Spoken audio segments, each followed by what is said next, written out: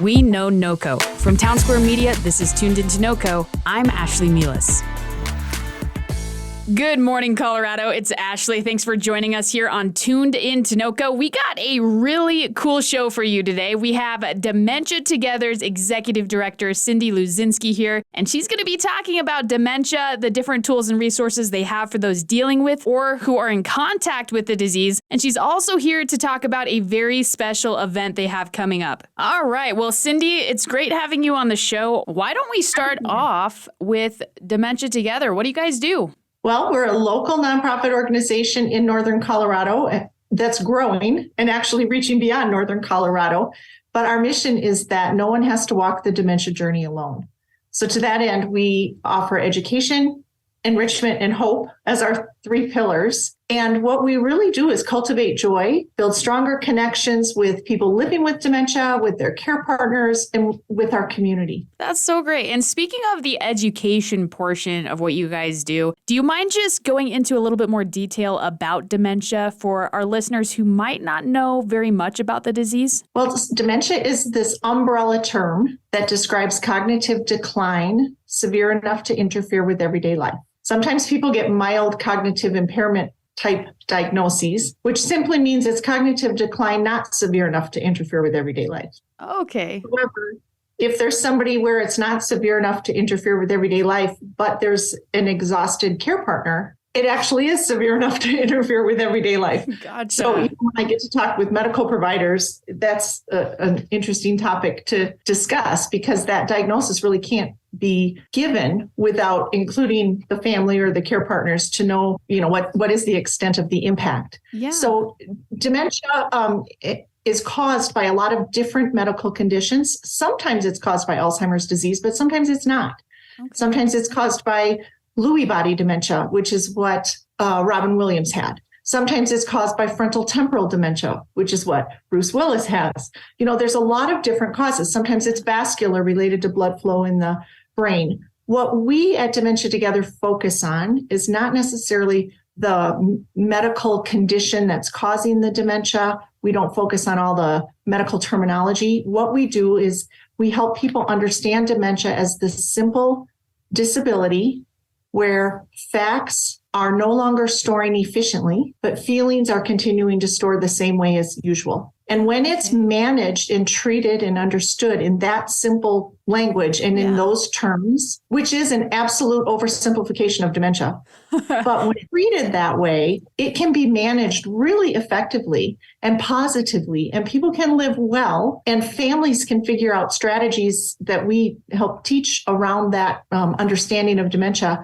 that make it so that dementia no longer has to be this dreaded condition that people sometimes even they whisper like, oh, he's got. And what we know is that dementia simply means the two Latin words that it comes from simply means separated from the mind. Interesting. So there is nothing about dementia that implies being separated from the heart, separated from the soul, separated from who you are as a person. Yeah. And so if we can just manage the condition and not expect somebody who's experiencing dementia to store recent facts that haven't been stored, but realize they are storing feelings in the same way as usual, we can just change the way we interact, and that person can live with lifelong well-being.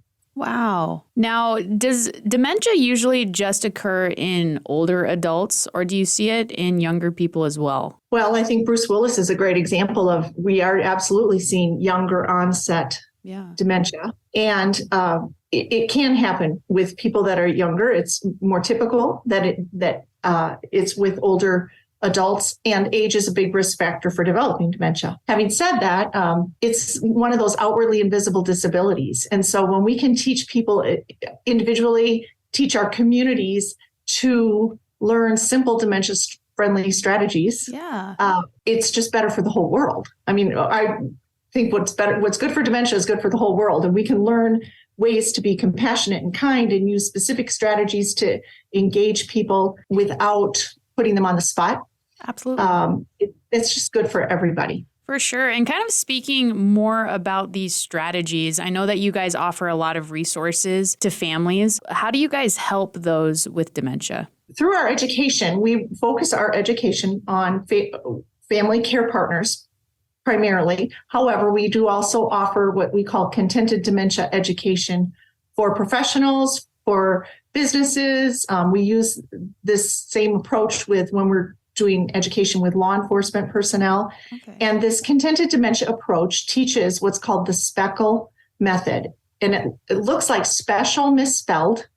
And people will say, what does speckle mean? And I say, what does Venmo mean? I mean, it's just a weird word. Yeah. So it's a special way of providing dementia care where we do treat dementia as just the simple disability of facts not storing, but feelings are storing. Yeah. And it's a way to honestly ask ourselves, take the I out of special, because it looks like special misspelled, take the I out of special, ask ourselves, well, what do I need to do so that this person can live with lifelong well-being, or so that this person doesn't have their well-being disturbed by what I'm saying, what I'm doing, how I'm interacting. And so we help people understand that creating that we relationship, the relationship as a companion with this person, and not tripping them up with questions or contradictions, or by not listening to them, or maybe interrupting them too much. All of those things can really cause anxiety and agitation in somebody who's not storing recent facts. Okay. So when we work with care partners, that really is the approach that we use. We teach the SPECL method. It's from the UK. It's a family-driven model. It's evidence-based. It actually helps us work positively with the dementia itself so that somebody can live well, even if they don't know what they just had for breakfast. Like, it just doesn't matter.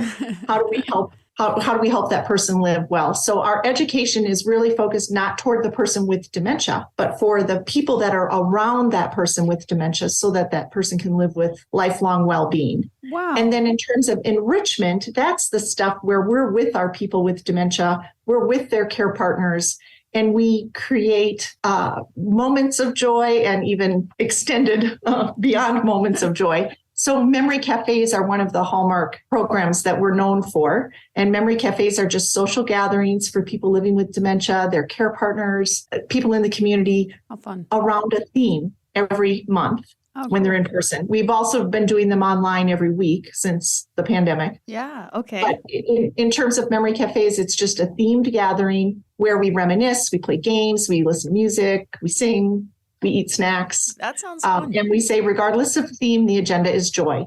And we just have fun together. And it's just so, it really is fun, because couples will come and they'll realize, like, oh yeah, we do still have a lot of living to do. Yeah. There is still a lot of joy we can share. And dementia is not the end of life. It is definitely a part of our journey, and we can live well with it. Yeah. If somebody would like to sign up for one of those events, do they just head to your website? Yep. We have, it's dementiatogether.org. We have a calendar of events where we have listed a lot of our family training. We have the memory cafes that are on there, that either online or in person. Because it's hard sometimes to plan when you have a person living with dementia. It could be a good day, a bad day. Right. You may or may not know in the morning when you're waking up. And so we don't make people sign up ahead to say, yes, I'm going to be there. It's sort of like, if it works out, it works out. It's great. We have between 30 and 40 people coming to a memory cafe. Wow. And people are at tables of 8, and we have a facilitator at every table. And yeah, they're just really fun gatherings for anybody who's living with dementia and wants to live well. That's awesome. Well, for those listening, if you're interested in those events, you can head to their website, dementiatogether.org. You guys also have a really cool fundraiser coming up this April called Joy on the Journey, a Ticket to Connection. Tell us about this event. Yeah, so every spring we do a Joy on the Journey event. And so we always have some sub-theme. And we thought, especially post-pandemic, it would be fun to have the sub-theme, a ticket to connection, so that, like, even at every table at this event, we'll help people get a feel of, well, what does a memory cafe feel like? It is all about joy. It is all about connection. So even at everybody's table, there'll be a little conversation prompt, a different one for everybody that they can use to chat while they're waiting for their dinner. We'll share a few stories of people that are walking the journey, living with dementia, doing it well. And we'll also have a concert with Mountain City Music. And Mountain City is a couple, Dave and Tara Powers, who just sing positive, inspirational, beautiful love songs and just help you have hope in the world. Yeah. And they have been so supportive of Dementia Together for years. And so they'll give us a concert. I think it's a great date night for anybody who wants to get out and just have some good food, some fun conversation, and be entertained with a concert. For sure. The other thing we're doing this year, which we've never done, is a silent auction. And we're not silent auctioning off stuff. We're silent auctioning experiences for connection. So it might be a few tickets to a Rockies game or a CSU game, or maybe it's fly fishing lessons or a trip out on a ranch in Nebraska. So we've got experiences that we're auctioning off, and we're going to open up that silent auction the week before our April 13th event so that people can do the auction online. We'll keep the auction open for the first hour of our event, and then we'll close it. Oh, wow. That's so I just cool. think What a it'll great be idea. A fun way to help people connect at the event and then even after the event. Yeah, definitely. And this is all going down. Well, the event itself, not the auction, is happening April 13th at the Power to Play Event Center here in Windsor. Correct. Awesome. Yeah, well, you guys heard that. Definitely mark your calendars for April 13th. They're going to have food, drinks, and live music by Mountain City. Should be an awesome time. They're also having an auction that will open a week before. If you're interested in that, you can head to their website, dementiatogether.org. Now, Cyndy, how can people get tickets? Well, at our website, dementiatogether.org, on the homepage, there's a button to click to just register on Eventbrite, and then you should just get an email afterwards once you've registered. The tickets are $40 plus processing fees, and that helps pay for the food in the venue for the event. Well, it sounds super fun. Now, I know you said you've done this in the past. Why do you guys think this event is so important for our community? You know, a lot of what we do is try to help people understand that tragedy narrative around dementia is unnecessary. And so when we can have an event called Joy on the Journey and really show people that it is possible to live with joy and to live with contentment and well-being, it changes the culture. So I love being able to just have an event where people get together, and there are going to be some people there living with dementia and their care partners, and there are going to be adult children, you know, who are in the workforce serving as in a caregiving role, even while they're trying to work. I mean, 20% of our workforce is serving in caregiving roles. What's fun is that a lot of people get together and who maybe thought they were the only ones experiencing this in their life, and boy, they're not alone. And so if nothing else, this event will help people understand that, oh yeah, we're not alone on this journey, and it doesn't have to be awful. Yeah. And so we've been doing this event, not necessarily as a fundraiser every year, but the last couple years we've kind of turned it into a fundraiser because that will help us continue to meet the growing demand for the education and the enrichment programs that we provide. Absolutely. It also, I believe, will help us change the narrative from one of, crisis and tragedy to one of contentment and hope. Not that we're working on a cure for the causes of dementia. That's other organizations doing that, and we support them. But we're more focused on care in the meantime. So until there's cures for the causes of dementia, we do consider ourselves an in the meantime organization, focusing on helping people care well so that those experiencing dementia can live well. Which is so important. Now, if somebody listening say they would like to get involved, but they can't make the event, can they still donate to you guys? Oh, always. Yes.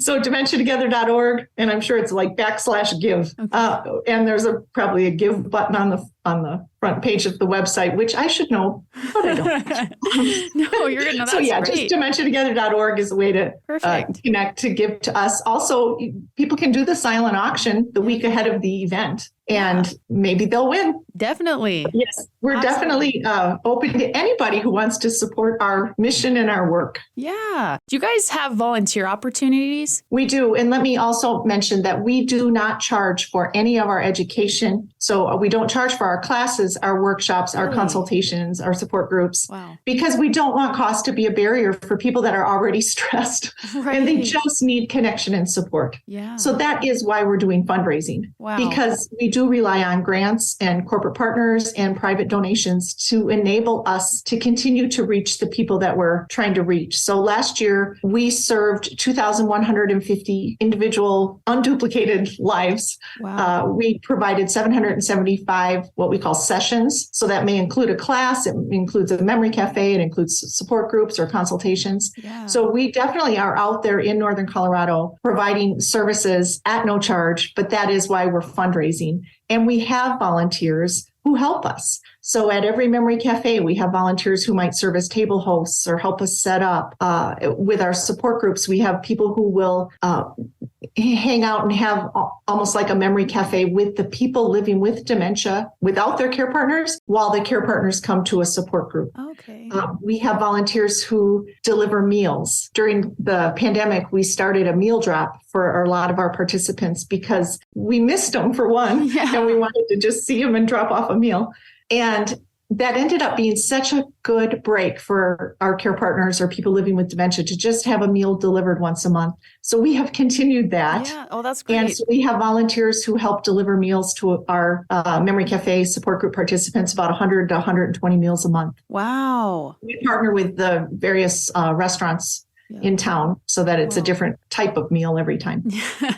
Well, that's so great. For those listening, if you would like to help Dementia Together continue to push forward this important work, head to their fundraiser on April 13th. It's going to be at the Power to Play Event Center in Windsor. They're going to have food, drinks, and live music by Mountain City. Make sure to purchase your tickets. You can get them online at dementiatogether.org. And Cyndy, question for you. Do you have any stories that you can share with our listeners on how you've seen Dementia Together help? Again, they'll call us and they heard from us, maybe from their doctor's appointment. We provide resource folders to medical providers throughout Northern Colorado, the neurologists, family practice, internal medicine physicians, and providers who maybe are giving a dementia-related diagnosis, which can be a traumatic thing. If somebody's told you have dementia related to, probable Alzheimer's, come back and see me in a year. I mean, it's like, what do you do with that? Right. That just doesn't have to happen anymore in Northern Colorado, because it can be, you have dementia related to whatever it might be.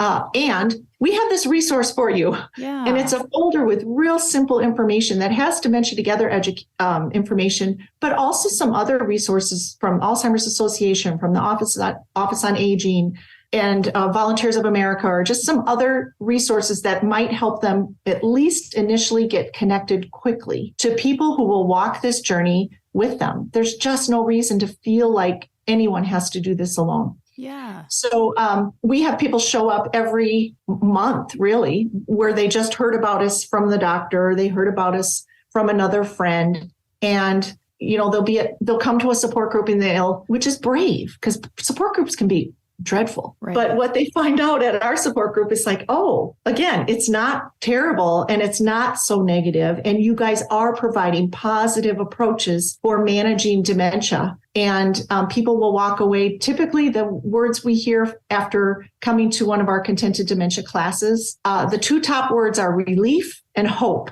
Really? We do a survey afterwards, and we just ask, what comes to mind when you think about this class? And we don't prompt with any words, but those two words just always come to the top, as they have hope that they don't have to walk this journey alone. They have hope that it can be a beautiful season in their lives still with their loved one. Yeah. And relief that there are actual strategies to make it better, not just for their loved one, but also for themselves. And we've actually done studies with CSU looking at, what's the effectiveness of the Speckle method that we teach through our Contented Dementia courses. And we found statistically significant decreases in stress levels for care partners, and an increased ability to identify the positive aspects of caregiving. It's one of those things that really can just change the whole mindset for somebody who is in a caregiving role. So I can tell you just an example of our friend Rodney, who's caring for his wife, Ginny. He was in one of our early Speckle sessions, and he still, it was a 7-week session with other care partners, and these people are still friends, and they're calling and checking on each other. And he learned that he didn't need to be, pummeling his wife with questions, and he didn't need to be contradicting, and he could just listen to her and pay attention to what was working for her and repeat what works. Yeah. And she doesn't speak a lot. So he's really paying attention to her gestures. And how does he know what is making her feel good? Well, one day he slept in a little bit, and she walked outside, and it was before he put alarms on his door. And she walked a bit too far. So ended up with blisters on her feet. And, the police picked her up, and she was hospitalized. And it seems like it could have been a really sad situation, and it's not one we would ever want. Absolutely. Right. But because some law officers actually knew how to interact with somebody who might be walking and not even realizing that they're lost, she was brought in safely. And then it wasn't a traumatic event for her to come home and heal. And a few weeks later, because the Eagles give us free tickets for some of our people to attend the Eagles game. Here he is at the Eagles game with Ginny, and she was trying to figure out the seat. Like, it was hard for her to know how those seats came down. And initially, the people behind them started to snicker, thinking maybe she was drunk. Oh, gotcha. But as soon as Rodney let them know that, we're living with Alzheimer's, and it's just hard to figure this out. As soon as those people knew what Rodney was living with, they honestly became like his best friends. And they're looking out for Ginny, and they're rising to the occasion to be dementia friendly. And we have these cards that he can give out to anybody, like, my companion is living with dementia. This is what you can do to help. And we encourage people to give these cards out like candy. And what they find out is in stores and in restaurants and wherever they give these cards out, people will rise to the occasion. Our friends and acquaintances in Northern Colorado want to do the right thing. And I just think we have to get that awareness out there, which by doing that, Ginny and Rodney and their whole family were able to just enjoy the Eagles game. And even when Rodney had to leave to, go get a drink or something, they would watch Ginny to just make sure she was fine. So awesome. So I just think our community, if we just increase the awareness of dementia and help people realize that folks can live well, even as their brains are changing.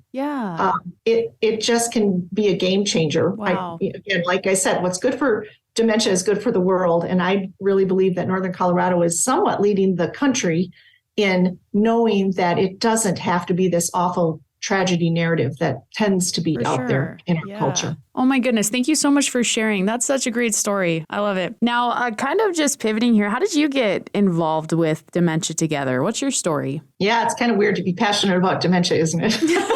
No, I think it's great. Okay. Really? So I'm a nurse by background, advanced practice nurse, and I was actually working in the community case management program that used to exist at Poudre Valley Hospital. And in those years as a community case manager, I would go home and visit my parents in Wisconsin. And my dad was a brilliant trout research scientist for the state of Wisconsin. And he did trout stream habitat improvement. And then in his retirement years, he fly fished on those same streams where he did all that trout stream habitat improvement. And he was just renowned for his research work, got all sorts of awards for his research, and was inducted into the Wisconsin Conservation Hall of Fame the year before he died. And I love to tell his story because as somebody who does research, like, they're brilliant. And they keep track of things and probably are very detail oriented. Well, when I went home one day to visit my parents, my dad said, I can't do the checkbook anymore. He said, I just can't multitask anymore. And I feel like I'm living in a fog. And for me, it was like this truly defining moment in my life where everything changed. And I know where we were standing when he told me those symptoms, and he was so frustrated by it. And I had clients at the time who had dementia, but I wasn't passionate about dementia until that moment. And as soon as Dad told me that he was experiencing those symptoms, I started to come home, read everything I could about all these person-centered care models for dementia care. and landed on Speckle, and actually got to meet Penny Garner over in London 3 weeks after my dad told me about his symptoms. And Penny is the one who developed the Speckle method based on a lot of research that she had done and based on her own experience with her mom. So I met her, and I have been studying with her for the past 14 or 15 years and trying to share the Speckle method really to anybody who will listen. Yeah. My first thought when I heard about it was, well, why didn't I learn it in nursing school?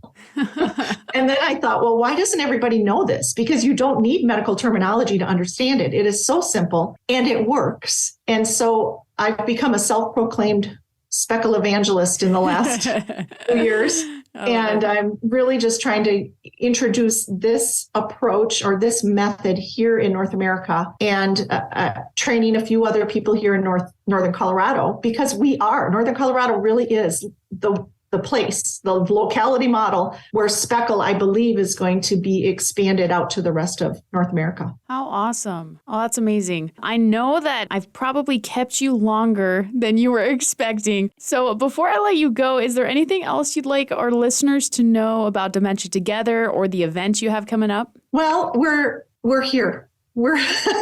And we collaborate with other great organizations here in Northern Colorado, and anybody who is wondering if their loved one is living with dementia, give us a call, and we at least can try to get you the resources and the support that you might need. And I would just reiterate our mission. No one has to walk this journey alone. And our vision is that living well with dementia is the expectation, not the exception. And the more we are able to spread, I think the Speckle method and really other, just practical strategies that will help families discover that living well is possible, we're going to be able to decrease the stigma, change that tragedy narrative around dementia. And until there are cures for the causes, just let people live well, even as cognition is changing. Definitely. Guys, if you would like to get more involved, well, they have a great event coming up on April 13th. It's going to be Joy on the Journey, a ticket to connection. It's going to feature some great food, drinks, and live music by Mountain City. It's a great way to help Dementia Together continue to help those living with dementia and their families. If you would like more information, you can head to dementiatogether.org. Cyndy, thank you so much. Thank you. You know what I didn't give you was our phone number. I should do that. And it's 970-305-5271.